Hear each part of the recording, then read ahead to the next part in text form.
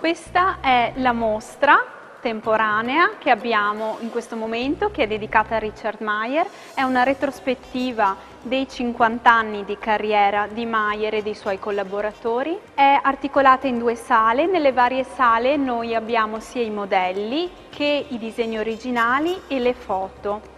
Ci sono tutti i progetti più importanti di Meier e ospitiamo anche una collezione di oggetti disegnati da lui, che è un aspetto di Richard Meier che pochi conoscono e che in Europa non era mai stata mostrata prima. Dal progetto della Smith House nel Connecticut fino alle opere più recenti e conosciute dal pubblico italiano, come la Chiesa del Giubileo e il controverso Museo della Rapacis a Roma.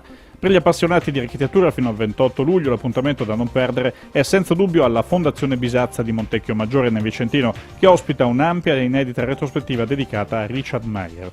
Per l'occasione il maestro ha anche lasciato in eredità alla Fondazione un'installazione per la collezione permanente che raccoglie pregiati pezzi d'arte contemporanea realizzati in mosaico. Questa è l'opera che Richard Meier ci ha lasciato per la nostra collezione permanente in fondazione.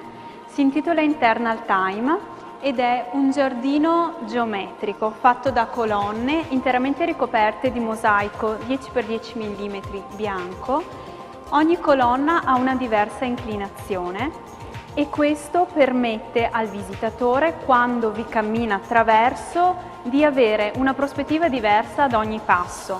Quindi il visitatore cammina in questo bosco, raggiunge la colonna appoggiata a terra, vi si siede e osserva l'installazione da un'altra prospettiva ancora e può osservare anche il dialogo tra questo giardino geometrico e il giardino che c'è all'esterno. Una mostra di altissimo livello, questa dedicata all'archistar americana, che impreziosisce ulteriormente la già vasta offerta culturale dell'estate berica nell'ambito del grande contenitore regionale Rete Eventi.